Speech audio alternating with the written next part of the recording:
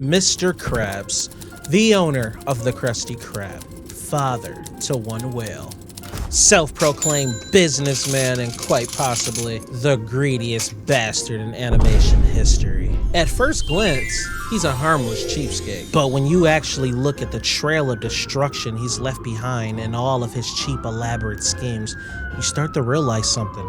This ain't just bad management. This is criminal. This is the Cartoon Crimes Unit, the task force responsible for holding your favorite cartoons accountable. We gather the evidence, we interview the victims, and when the file is complete, we hold Toon trial, where I am the judge, jury, and executioner. And today, Mr. Krabs is going to court.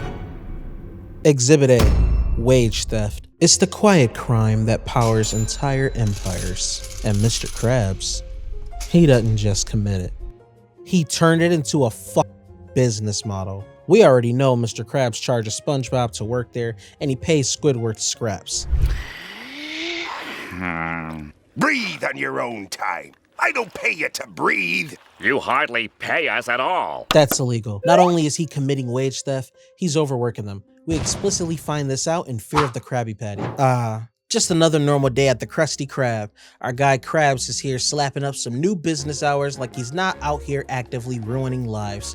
Then here comes Plankton, posting a sign that says the Chum Bucket is now open 23 hours a day. 23 hours a day. I guess bro just said let's leave 1 hour for sleep. And Krabs, this greedy sea roach, sees this shit and loses his mind. Open 23 hours? F it. We're doing 24. No break, no vote, no humanity. Just straight up corporate dick measuring. SpongeBob's hyped up like it's a damn promotion. Meanwhile, Squidward's soul just left his body. And guess what? It was all a setup. Plankton knew exactly what he was doing. He didn't care about staying open. He just wanted Krabs to lose what little ethics he had left. Fast forward, SpongeBob's now tweaking, Squidward's disassociating, and then Plankton places an order for 10,000 Krabby Patties. Wait a minute. This isn't some kind of prank, is it? No. Good. We'll call you when it's ready, Mr. Langton. That's not a prank, nor a joke. And Krabs, he still refuses to hire help because God forbid someone else gets paid. This isn't even a restaurant anymore. At this point, this is Guantanamo Bay with a deep fryer. And SpongeBob ends up afraid of Krabby Patties. And if you think that was a one-time thing, nah, our boy Krabs here have been on demon time for years. So SpongeBob and Squidward, they worked 43 days straight with no breaks, and because I'm actually insane, I did the math. He pays them 5 cents an hour because at least that's been confirmed. That comes out to $51 total for 43 days of labor. You can make more selling feet pics. That's not just below minimum wage, that's underground wage. That's bury your paycheck next to Jimmy Hoffa level illegal. And Krabs doesn't stop there. In Graveyard Shift, he literally makes them work 24 hours straight. No overtime, no bonus, no hey, thanks for not dying, just pure exploitation. The man charges them for literally existing, breathing, tax, clocking in, debt, existing near the grill that's coming out of your next check. What is this?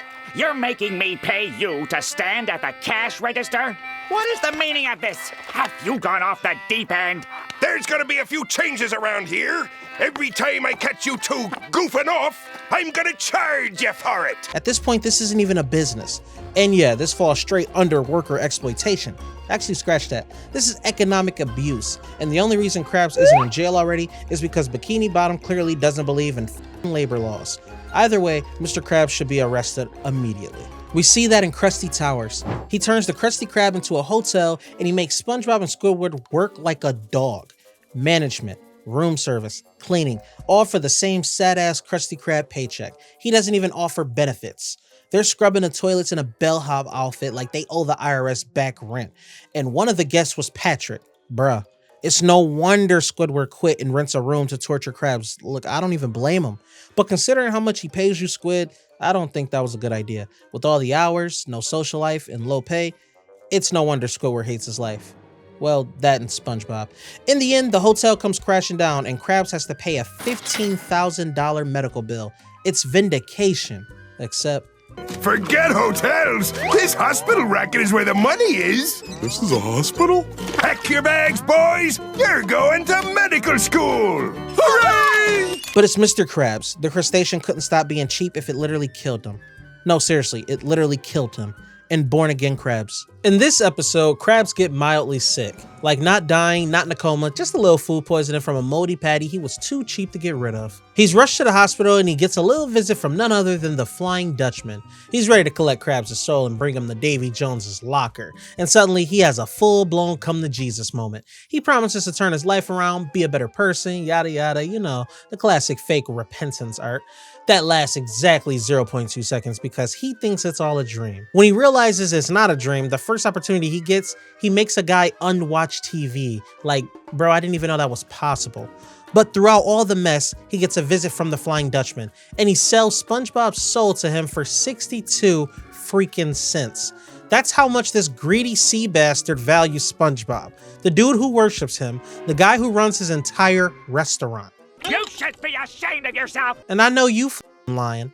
That's not just selfish, that's emotional abuse at a spiritual level, and that's just to SpongeBob. He's also treated Squidward like crap too, and can you spare a dime? Now this one's plain old evil. Squidward finally snaps and quits, says F this job, walks out, and Krabs act like he's cool with it, until he realizes his dime is missing. Then he turns around and accuses Squidward of stealing it. A single goddamn dime. Like he's about to file grand theft charges over 10 cents. He starts interrogating him in full gaslight mode. You took it. B, you took it. Or C, you took it. Bro is projecting hard, and Squidward becomes homeless, begging for change, so I guess that meant Krabs was actually paying them. Squidward ends up moving in with SpongeBob, and he annoys the hell out of him. I can't eat anything odd numbered! Fine, I'll just take it out. No! It's already contaminated by the bad lemon! It won't work! That's two things in this house that won't work. Sponge goes to talk to Krabs about giving Squidward his old job back, but Krabs just keeps digging, like he's getting off on it. Like this isn't even about the money at this point, it's about control. The man doesn't even want workers, he wants loyal, obedient, emotional punching bags. I'm just happy SpongeBob finally spazzed out on boy. Listen, you crustaceous cheapskate! Squidward's been living at my house, driving me crazy, and you're not gonna hire him back all because of a stupid dime! So yeah, we're not just talking about a bad boss here, we're talking about a manipulative, gaslighting, soul-selling piece of shit who abuses the people who literally keeps him alive. Mr. Krabs isn't just greedy, he's emotionally dangerous. This is the episode where Mr. Krabs finally loses the plot. He finds out Plankton's afraid of whales. Coulda laughed, coulda moved on, coulda just minded his crusty ass business. But instead, he uses it as an excuse to mentally break the man. He wears a fake whale costume and starts stalking Plankton around the clock. Dude can't sleep, he's paranoid, he's hallucinating, he's literally losing his freaking mind over this. And Krabs, he loves it. He's laughing, egging it on. It gets so bad that Plankton walks in the street to get run over, and Krabs is still laughing. At this point, it's not even petty, it's not even like dark humor. Over a freaking burger recipe, really, bro? He didn't even want the win, he wanted to destroy him. And Nasty Patty. Yeah, this is the episode where Krabs turns SpongeBob into an accomplice. They think they killed the health inspector, dead body, no pulse, just gone. And Krabs instantly goes into mob boss mode. No call the cops, no let's come clean, just hide the body. He drags SpongeBob into a freezer, into a grave, into a full-on cover-up. While SpongeBob losing his goddamn mind, the man's twitching, panicking, probably 3 seconds from a breakdown. And Krabs just don't give a single f. He's calm, cool, like this ain't the first time he's done this. Okay, I confess. SpongeBob killed him! What? You can't pin this whole rap on me! He was insane, out of control. He would have killed me too if you hadn't come It along. was all Mr. Krabs' idea! Put him down now. He's a mad dog. He wears curlers to bed! Wait, it's not what you think. It's been plenty of times Krabs put his employees in unsafe working conditions, like the time he made SpongeBob and Squidward deliver a pizza in a storm with no car, or the time he poisoned half a Bikini Bottom in Krusty Sponge. So Krabs finds out SpongeBob's popular, like weirdly popular, enough that some food critic gives him a decent review, and Krabs does what any sane boss would do. He rebrands the entire business around SpongeBob. Welcome to the Krusty Sponge. Krabs puts SpongeBob face on everything. Menus, uniforms, walls, napkins, toilet paper, you name it. Man basically licensed this sponge like he was Mickey Mouse. But Brandon isn't enough. He starts selling spongy patties, which by the way poisons the entire Bikini Bottom. And he's done so much more, but I think we have all the evidence we need to convict old Mr. Krabs. Ladies and gentlemen of the jury, you've seen the receipts. We're talking about a man who paid his employees 5 cents an hour, who worked them 43 days straight without rest, who made them operate a 24-hour restaurant with no overtime, no support, and no human decency, who sold a soul, a literal soul, for 62 cents, who accused the depressed Squidward of stealing a single dime just to assert dominance, who ran a health hazard so toxic it killed the inspector. And this isn't just bad business. This is economic abuse, psychological torture, and willful endangerment of every single employee who had the misfortune of clocking in at the Krusty Krab. And for what? A couple extra dollars? A pile of cheap-ass nickels? Nah. Fuck that. Mr. Krabs isn't a business owner. He's a war criminal. Final charges? Wage theft, labor exploitation, emotional abuse, psychological torture, unsafe working conditions, soul trafficking, yeah, we're counting it, and being a broke bitch. And the victims, Squidward suffered long-term emotional abuse, years of verbal abuse, denied raises, forced to cover SpongeBob's workload, belittled for his art, ideas, emotions, and underpayment. SpongeBob manipulated into thinking abuse equals loyalty. Constant guilt trips, love bombing, no benefits, raises, or psychological support. Risked his life repeatedly just to feel valued. And Plankton targeted psychological warfare. Effective immediately, Eugene Krabs is to be sentenced to life without profit, all assets seized by the Bikini Bottom Labor Board, and mandatory therapy for SpongeBob, Squidward, and literally everyone who walked into that restaurant. You don't build an empire on 5-cent labor, trauma, and actual sponges. Mr. Krabs, you're fucking done.